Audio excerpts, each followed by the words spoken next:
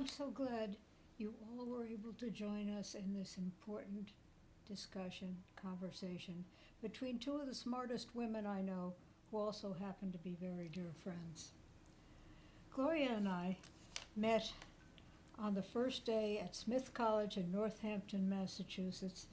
We had this tiny little room, and it could hold only a bed and a dresser, and a tiny hallway. That's all that was there. So that's how we got to know each other rather quickly, became close friends, and we've been fortunate to keep in touch and remain friends all this time. One day I was at MSU campus, and I met Janine. She asked me if I'd like to go up in a flight simulator, and I said sure. She took the controls, and I was the co-pilot. She taught me how to remain on the red line, which I somehow managed to do, and Janine landed us safely. I knew you couldn't actually crash, but sure felt like it was possible.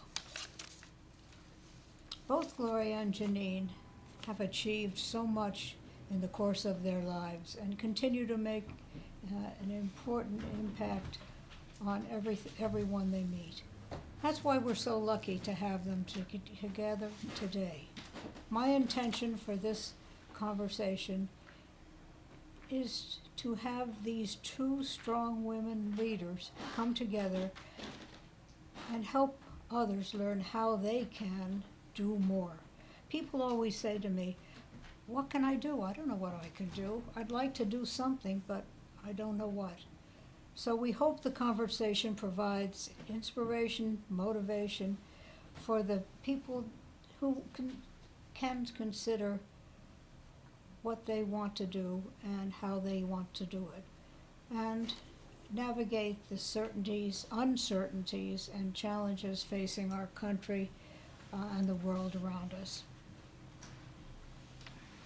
Thank you. Thank you, Nancy. Oh, thank you. That's quite a big job you're giving us. Yeah. We'll do our best. Yeah. Yes, right. Well, thank you, Nancy, for bringing us together. It's so amazing to see this friendship for so many years, and listening to you all chat before this little event was just, it's an honor. It really is an honor to be here.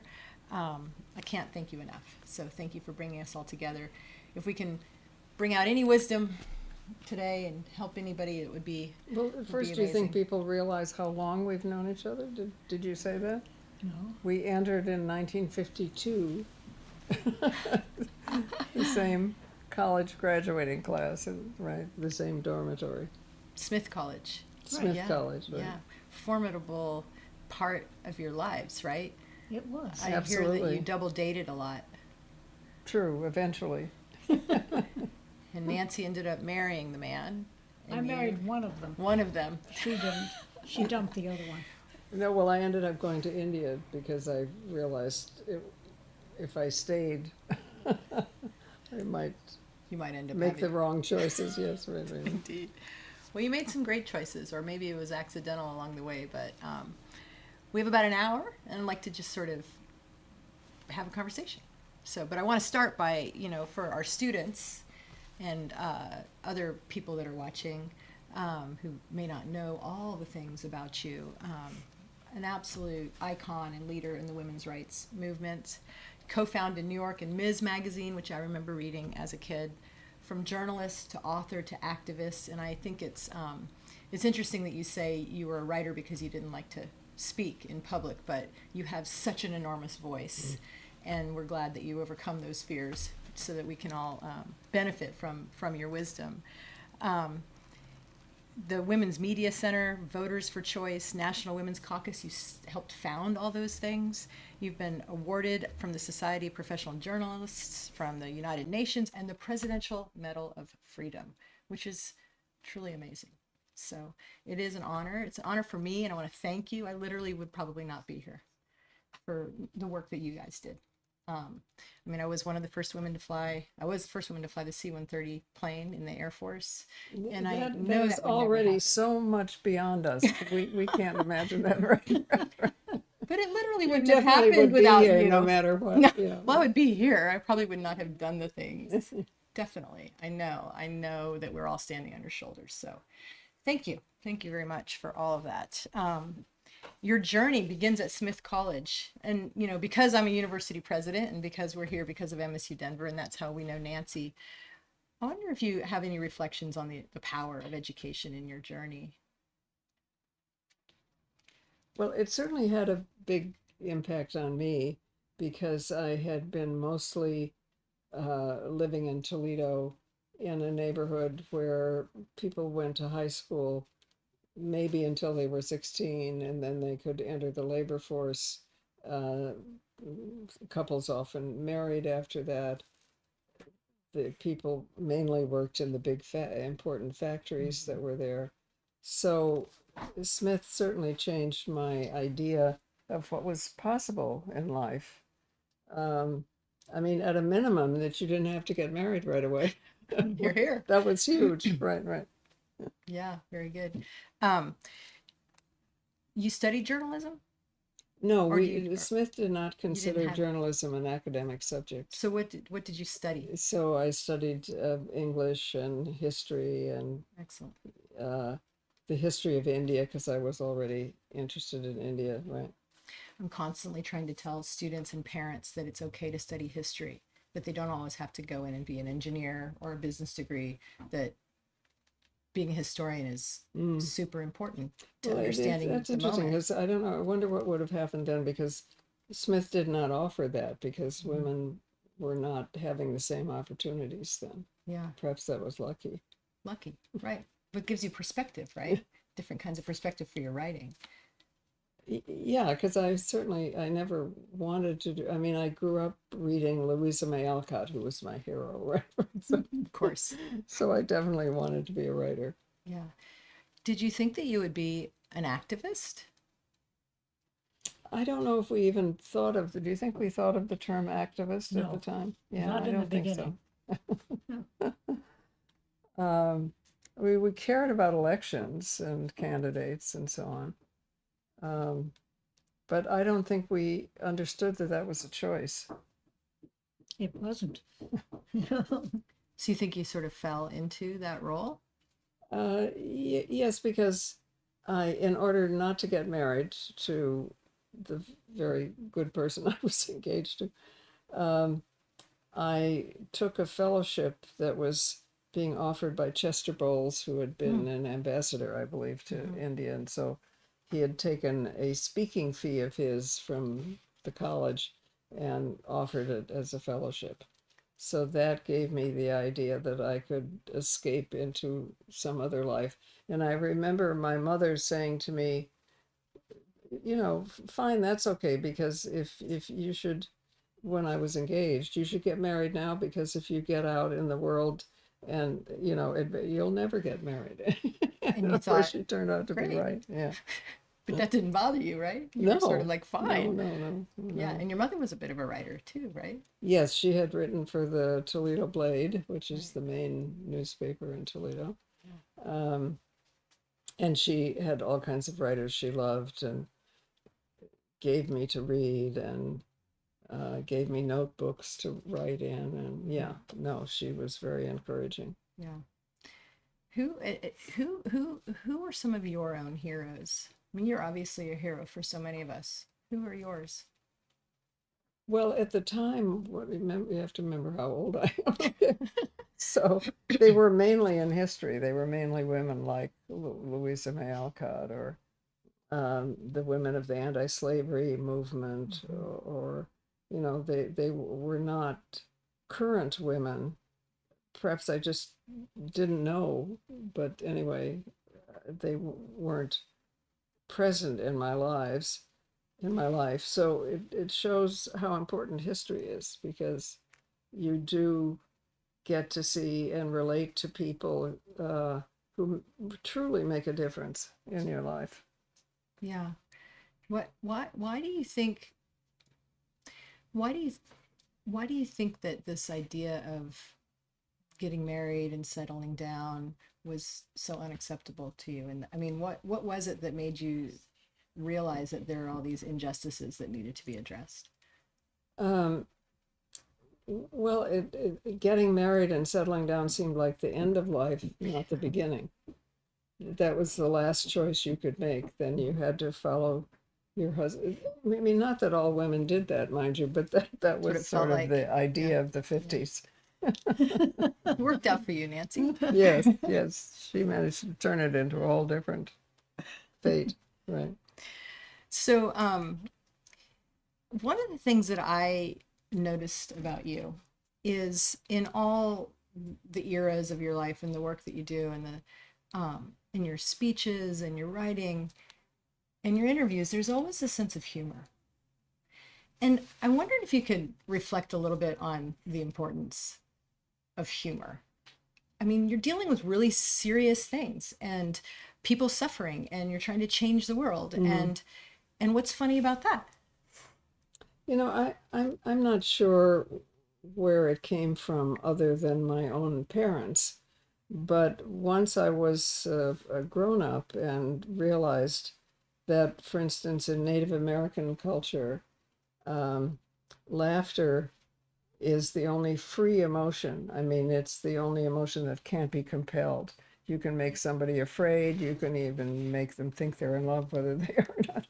But you can't make them laugh unless they want to. So in Native American culture with different names, there is a god of laughter Oh, who symbolizes freedom. that's great. It also sort of it disarms people a little bit sometimes, I think, too. It just seems people just feel so serious Well, today. yeah, but Take also, I themselves mean, seriously. people can make you conform, they can make you do a lot of things, but they can't make you laugh. Yeah, yeah. If you don't want to laugh, nobody can make you laugh. And so it is a proof of freedom for us. Yeah, yeah. So what are the reasons we're here in your beautiful living room? Thank you for hosting us. Is to talk about how people can make things happen today. There are a lot of people that are concerned about the polarization of our society and a lot of the other political things going on, and they keep asking, what can we do? What can we do? And I'm wondering if you could reflect on your experience as an activist and the sort of the tactics and strategies that you had to move these big needles that you moved, and do they work today? How can we still do those things? We had lots of people protesting this weekend, for instance. How does it work? What are the mechanics it of it? still works. I mean, first of all, we all have the power to vote, and perhaps to be active politically in our neighborhoods, or whatever the district is, right? Um, we all have the power to try to make sure that our gatherings, our friends, or whatever our group is, looks like the country. If it's all one race, there's probably a problem, because this country is now majority babies of color. I think the first couple of generations of babies of color have been born. Right? So So there's no more it, majority. it probably means you're missing something. You're missing a reward, because we don't learn from sameness. We learn from diversity, right? So it's a personal reward to enlarge those circles. Yeah, yeah. Do you think that do you think your strategies in the women's movement would be much different with social media and some of the tools that we have today? Well, I suppose our strategies would be faster, Faster. and it would be easier to reach a large group of people. I mean, we were having neighborhood meetings, community meetings, marching on City Hall. I don't know. I mean, it was all fairly physical. I don't remember that there was that much support from television, though maybe there was. I'm not sure. Maybe there were a few people, right? So it would be much more communitarian, much faster, much more multiracial.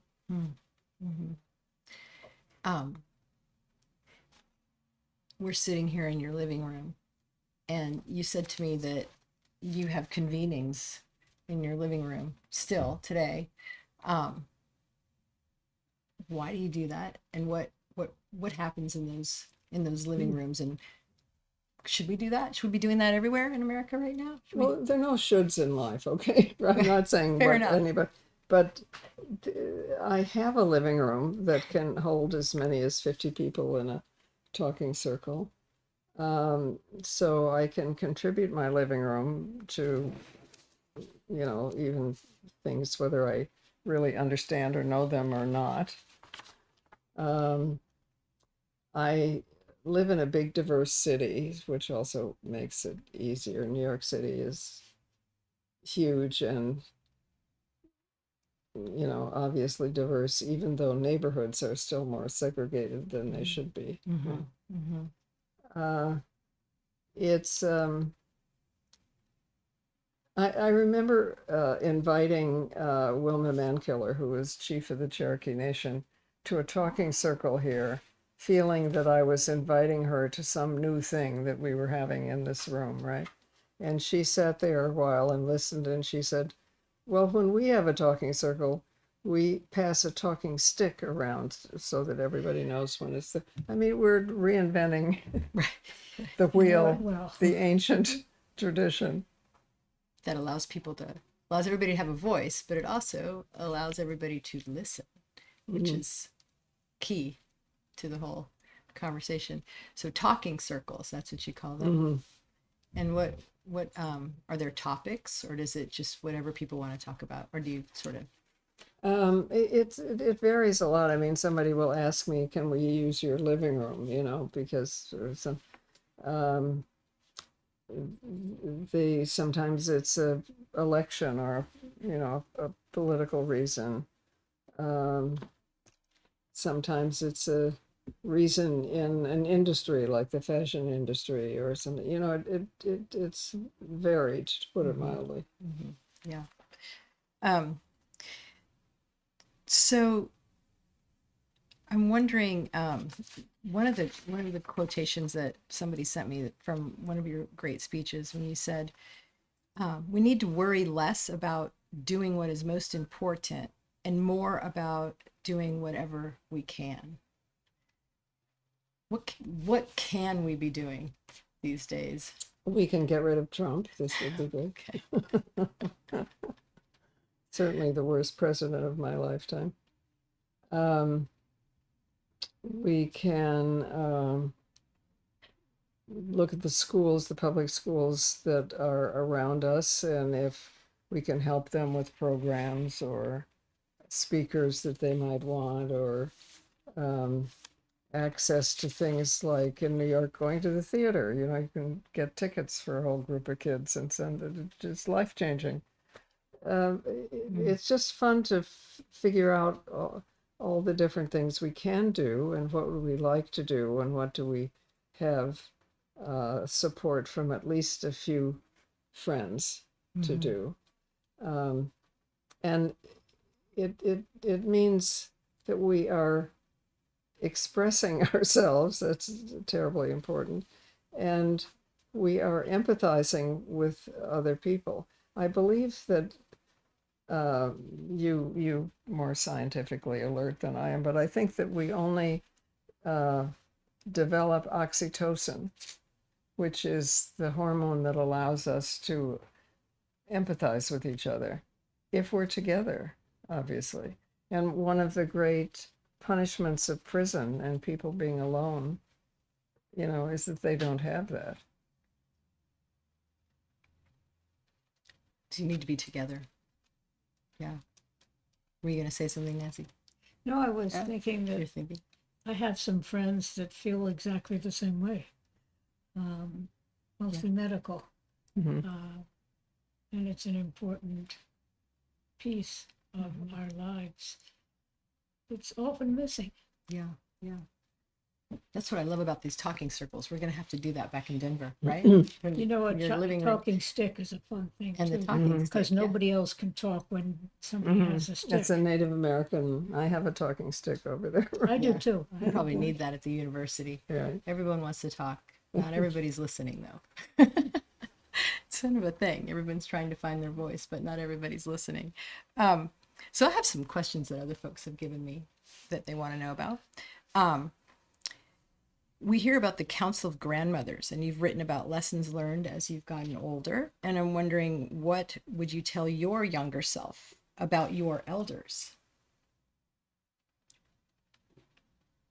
Not to let age be a division, because we learn from experience, and our elders have experience that we don't have. So just the fact of being an elder is the first reason for listening. There's wisdom there, right? So there's Well, experience. we don't know. I mean, maybe there's no wisdom, but I mean, at least the chances are greater because we've been through a lot of life in different situations, and we're more likely to be able to answer. I mean, children have a special kind of gift for wisdom too, because they don't know what's impossible. So they just say, okay, we're going to do it. And that's, we can learn from them. Yeah, that is good. Right. When we talked last week, you said something really important about hope. I said a lot of people feel like they're helpless. They don't know what to do. They feel hopeless. And you were sort of surprised by that. You said, well, if there's no hope, then, you can't get anything done. No, well, I mean, hope is a form of planning. I mean, it's not, there's no magic to it. It's just that you're looking at what should and could happen, and you're envisioning it already increases the possibility that it might actually happen, and certainly that you might act on it. Like the kids who have no boundaries and just say, why can't we do this? Or why can't we do that? And there's sort of endless hope in that way, right? Yeah, very, it's encouraging. It's definitely encouraging. I think we have some questions coming in live, don't we, Christine? No kidding. Yeah, oh, that's exciting. I know, Okay. right? I Absolutely. want to dominate this conversation. All right, so I've got one. Given your experience as a woman journalist and activist, what would you like young women today to know or hear? That their voices as young women of whatever race or culture or whatever are part of the news, and without them the news won't be complete. So I hope they don't feel excluded or as if the news is a special world. I mean, I'm sorry to say it somewhat grew up as a special world, right? Because women would only do the weather. Remember that? On the news. Yeah. Right. And they weren't correspondents, right? So it has gotten better. But there's still, if we look at our television sets, I don't think it looks like the world still. Yeah. When you were doing a lot of the women's rights work, can you talk a little bit about men that were helpful in that? I mean, I feel like today we have a lot of diversity, equity, and inclusion. We have a lot of conversations about moving the needle, and how can men be of help to the women's movement, or white people be of help to the civil rights movement? Well, in my experience, Black men, African American men were more helpful in a general way. I'm not trying to judge individually, but were more helpful because they'd had more of the shared experience, and because they could see that their communities were not going to advance unless it was all of the community, not just some of it. So that was likely to be an alliance, for instance. I mean, Franklin Thomas, who headed the Ford Foundation, was a great pioneer on race rights, Native American rights, women's rights. And that was often true in the foundation world. It was somewhat true in the political world because of the Kennedys, for instance, were more likely to identify with voters that were not Southern racist voters, but right. So, but I mean, we live in a democracy. Hello, so Right. yeah, right. Right. Yeah. I mean, that was definitely my experience in the Air Force. There were not a lot of women pilots. There were even fewer Black pilots. And so to this day, one of my mentors was my commander, who was an African American man and went on to be a 4-star general. And it was that same thing. We didn't talk about it then, but we talk about it now, that was a shared experience that we were both living. And I didn't realize a lot of the things that he was putting up with, and he didn't realize, but there was still this affinity. And I think that I can see that in a lot of the work that you did with the sort of the blending of the women's rights and the civil rights in that era. Yeah.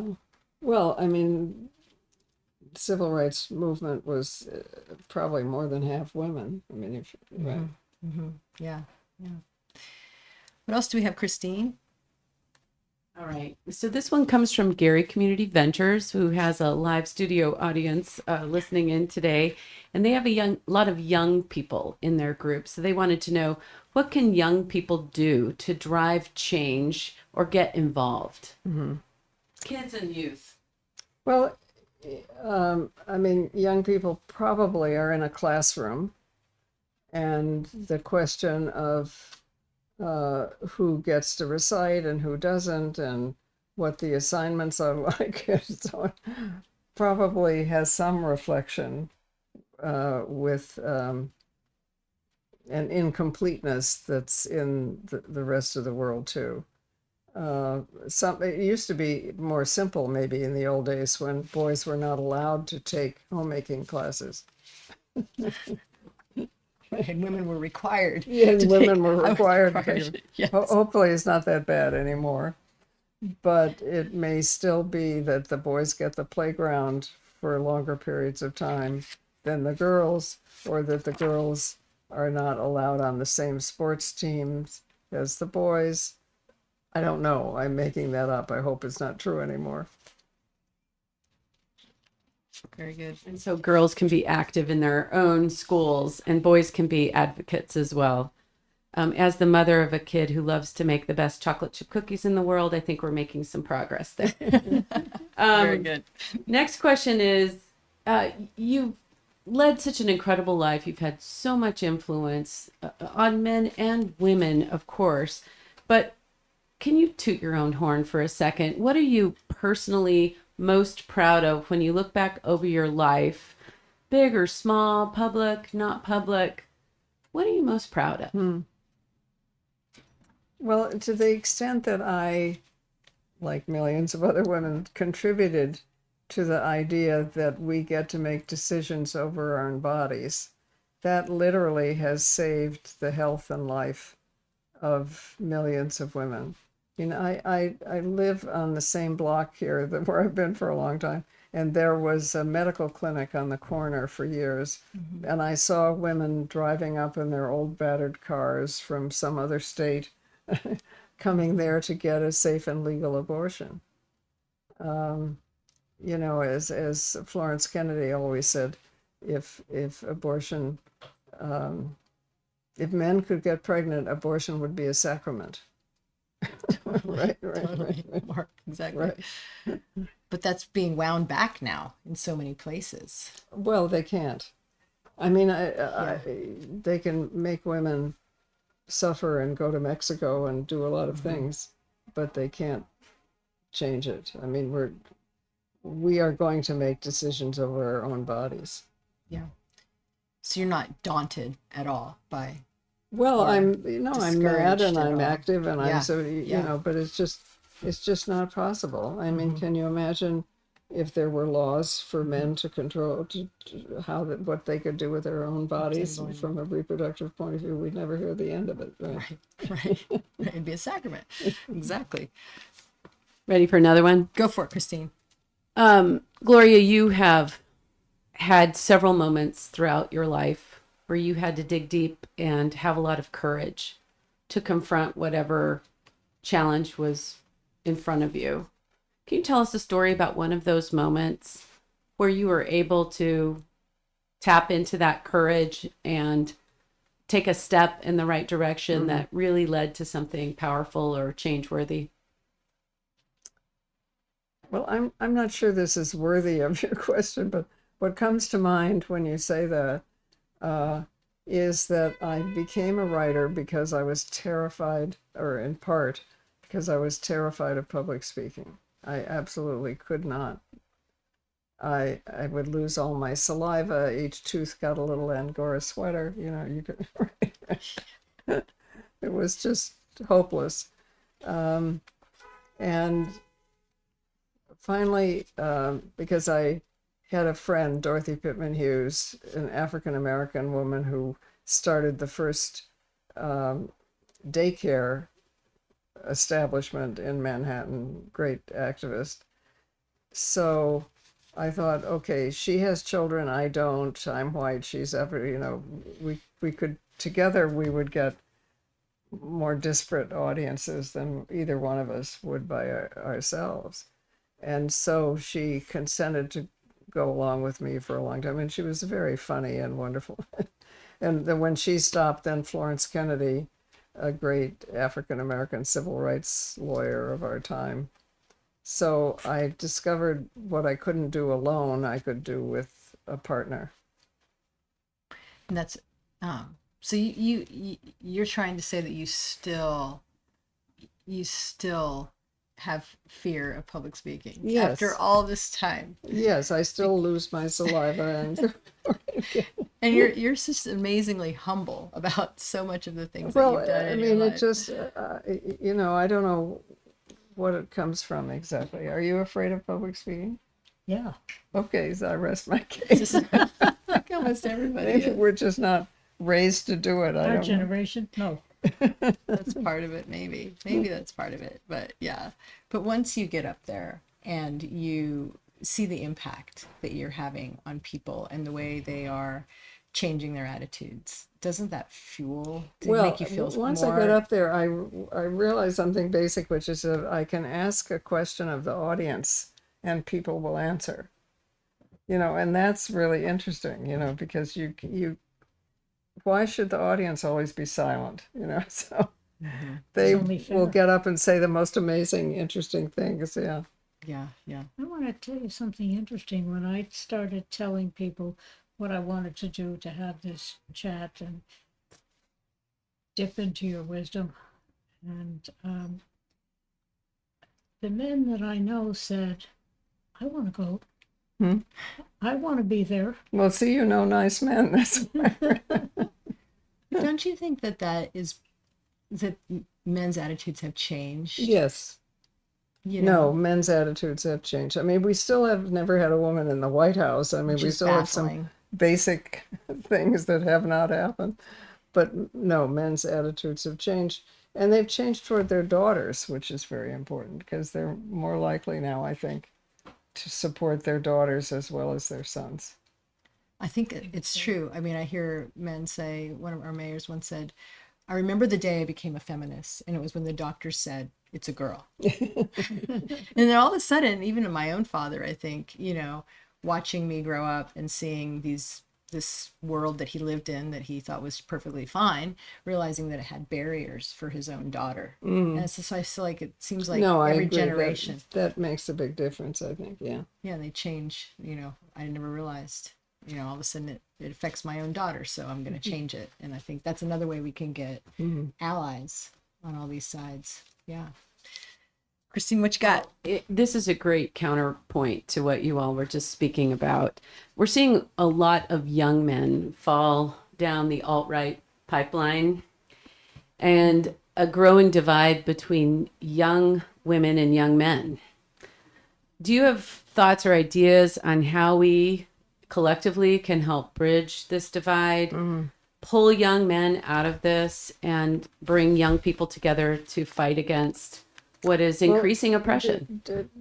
What's the cause of the divide? I mean, because I'm sure there are different ones. Social media and getting echo chamber, where the only place that they're getting their information and news from are places that are fomenting this kind of belief?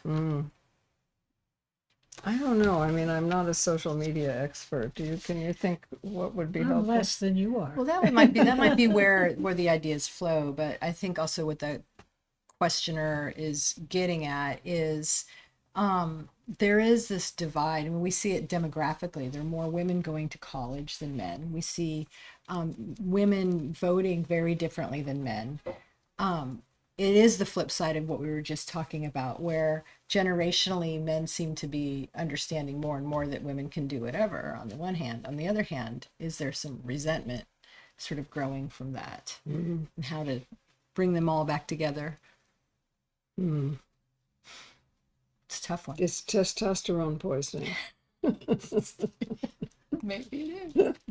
I actually think what the person writing this question may have alluded to is that a lot of young men believe that they are getting the short end of the stick, that so many efforts are going to help people of color, women, people. So we're talking about white men, not white men young of- men in particular, but I would say Latinos and African American young men as well. And they're feeling like they're getting the short end of the stick. So maybe one of the paths for you to think about is what can we do to help them understand that inclusion means that we're creating a place Yeah. where everyone can succeed. Yeah, well, there are no sticks. I mean, number one, they're unique individual human beings. And each of those young men has talent nobody on earth has, or ideas, or whatever it is. So I don't know, the question of whether to meet by gender at all or by race at all is something I can't answer. I mean, it depends on the groups and what makes sense to them and what they want to do. But it might be helpful for the young men to examine what their idea of success is and why is it different from women's idea of success. Does it include a kind of dominant place in the household? I don't know. I mean, just to try to examine what the feeling comes from. Wonderful. I'll pivot to another question Sure. for our students, journalist students. So we have a journalism school. We have students who strive to have the kind of career that you've had, or some of these, journalists in your generation. What kind of advice would you give to young journalists starting out today? I mean, it's a different environment, but at the end of the day, there's still you in front of that computer screen trying to get the words out. Well, probably each of us has some area in which we have unique or somewhat more knowledge. So to report on that, I mean, is it a sports team or a kind of sport, or is it something about the curriculum on campus that could be more equal or more complete? Whatever it is. Or is it just men going to active women and saying, what can I do to help? And vice versa. Right. You've written many books, many articles. What were some of the more memorable research episodes that you had? Of course, everybody wants to hear about the Playboy Bunny episode, but you've done so many other things, and then I know you didn't want to be known for that one.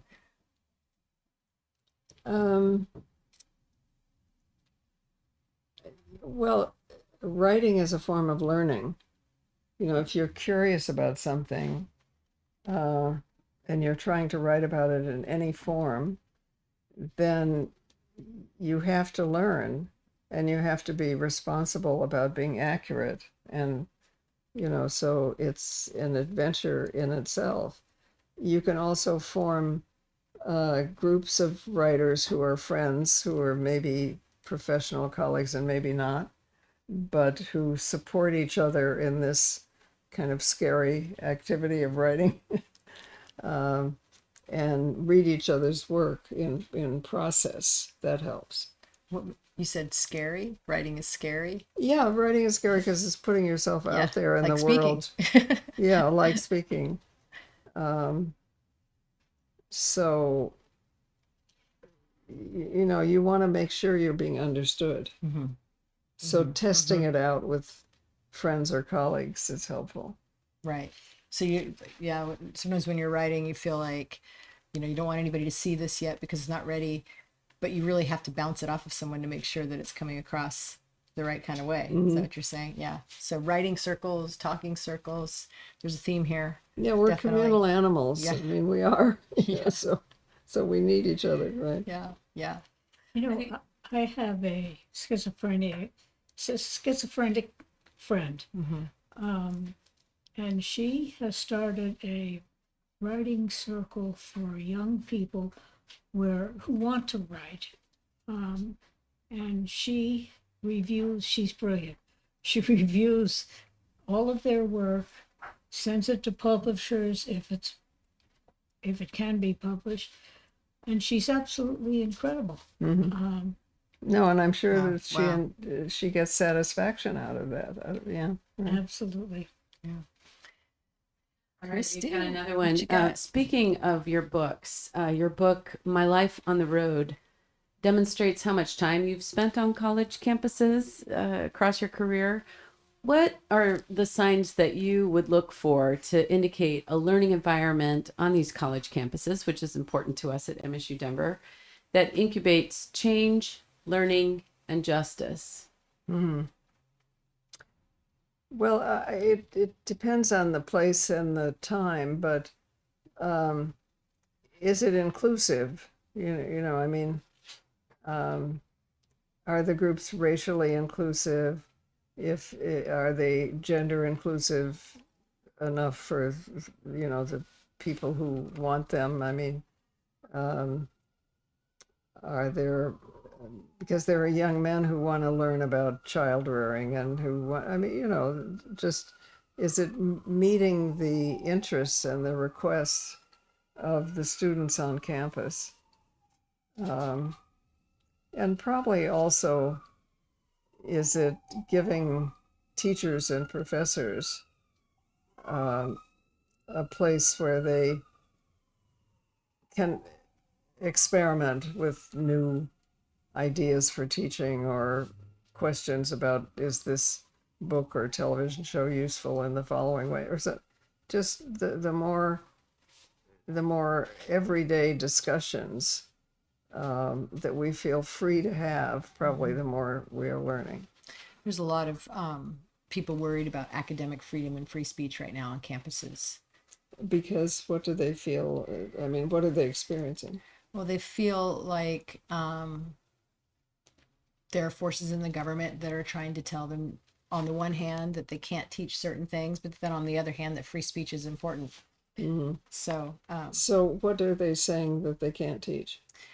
Well, there's books that are being banned in K-12 and in some colleges. There are anti-race theories, critical race theory, things like that they're being told not to talk about. So, well, you can have a special place in the library, or if the library doesn't allow it, a special truck. Banned books. there's one way to get kids to really want to read something is to Right, tell them right, that they're not right. allowed to read that thing. It's a very good point. I think we might have to do that at right, MSU Denver. Have the banned book section of the library. Right. Very Make good. it a fundraiser. Yeah. Your experiences in India shaped your approach to activism early in life. How do you see the connection between those grassroots organizing methods you witnessed early on and today's feminist movements around the world? Well, Gandhi was, I think, still alive.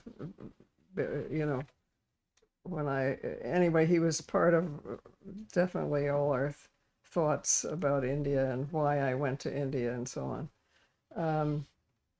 And I remember I was trying to write an article about his early years, I guess.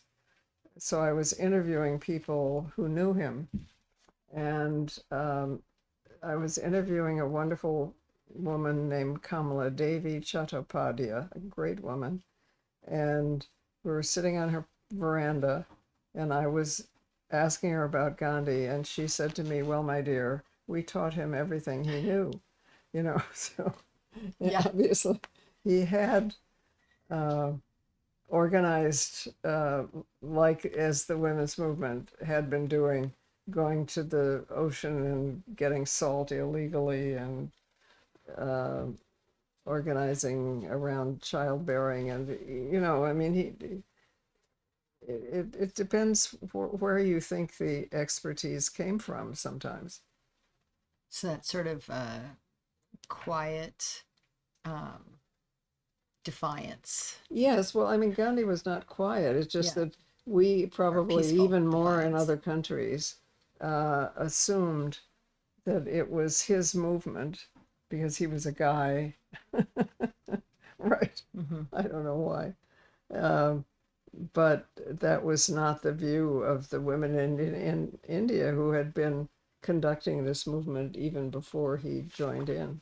So it was their tactics. And the reason why he dressed in a dhoti, and so, yeah, right. Mm-hmm. Yeah. Right, here's another one about activism. Being involved in activist spaces can be very rewarding, but also very draining when fighting against systems that are so much larger than ourselves. How do you prioritize taking care of yourself and ensuring that you have the energy and courage to continue fighting against systems of oppression?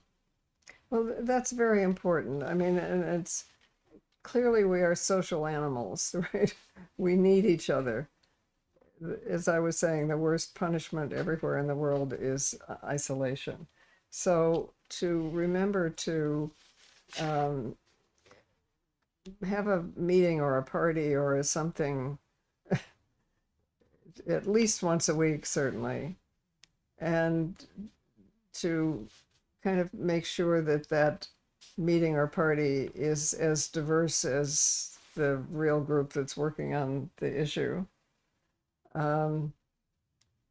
Dancing is good, right? Having dancer. dances, do people still do that? Of course, on You're a dancer. campus. Tap dancing? You were a tap dancer, right? Yeah, I was but I'm not talking about nobody. Not everybody kidding, wants just to be a tap. but social dancing or whatever we want to call it. I hope that that's still going on. I don't know if it is as much as it was. But what you're saying, I mean, the Surgeon General is saying today that loneliness is an epidemic. Maybe because we have these, this ability to stay at home and work at home and not ever get out. And what I'm hearing you say is like, you need to make an effort to connect with people. It's like, it sounds like it. Yeah, you have neighbors, you have a grocer, you have colleagues, you have, yeah. You can call a meeting around your kitchen table or in your living room, right? Yes, theme. And if some of those conversations turn into solutions for those things that are plaguing you, then did you ever get discouraged when you were in that work? Yeah, of course you get discouraged, right? Because you get tired, right? And that's just part of being human. But you can go to a supportive play or movie or read a book or call your friends and say, I'm discouraged. right. And then they can tell you to get You over do yourself. something about it. Yeah, right. Yeah, it's great. All right, we have another one here. What do you believe is the most misunderstood aspect of feminism today? And how can we as individuals and communities work to reframe that narrative? These are great questions. Our students are smart. I'm not sure because what's misunderstood may vary a lot, in different places.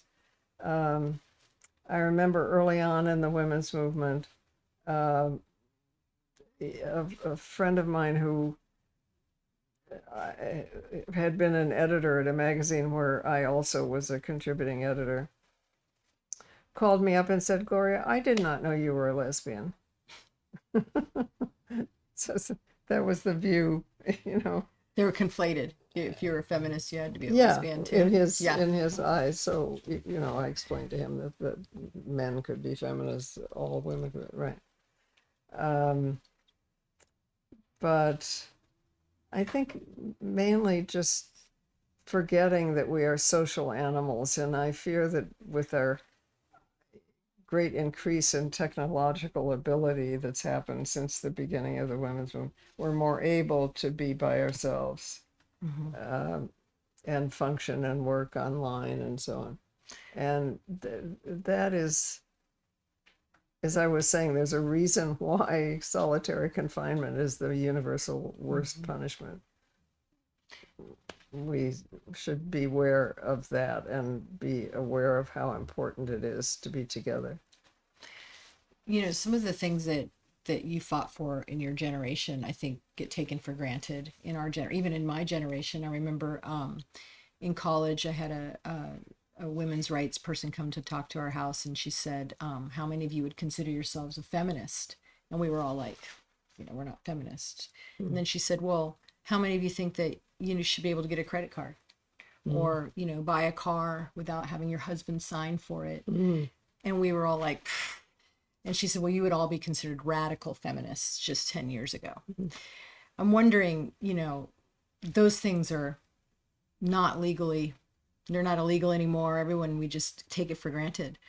What's left in this, in the women's rights movement that where are we now? I mean, we talked about abortion sliding back, but what are the other things that you think we should be minding the store about? I would say very big among them is men raising children. Because there's still a kind of generalized idea that women are more responsible for children than men. You might argue the opposite. If we spent 9 months having this child, he's responsible for more than 9 months taking care of this child. And that releases men and boys. I remember my friend and speaking partner, Dorothy Pittman Hughes, who had a child care center.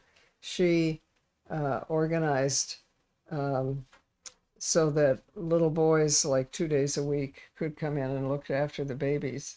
And they ended up with a program they called Oh Boy Babies. That's cool. Because the babies are interesting, right? Yeah. And they felt like grown-ups, and they were, right. So just not accepting the unnecessary divisions. That's so interesting. And I mean, men that I know that want to stay home with the kids, they feel like they need to be respected. Yes, for it. of course. So it's almost like a men's rights thing in a way. It's like flips it all the way back around. Right. Good. Yeah. Right. That's Fine. interesting. Right. Partnership. Yeah. Yeah. And this generation of our students, especially, and you know, they don't say husband and wife as much. They say partner. That's good. For that reason. That's I a think. step forward, right? Yeah. Social. So there's social things as opposed to legal things that we have to keep plugging away at. I have a grandson who had a preemie baby, and he shares half and half. There you go. He's amazing. Yeah.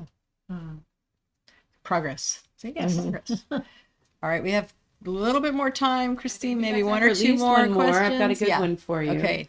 In today's political climate, with everything going on, what are the things that give you hope?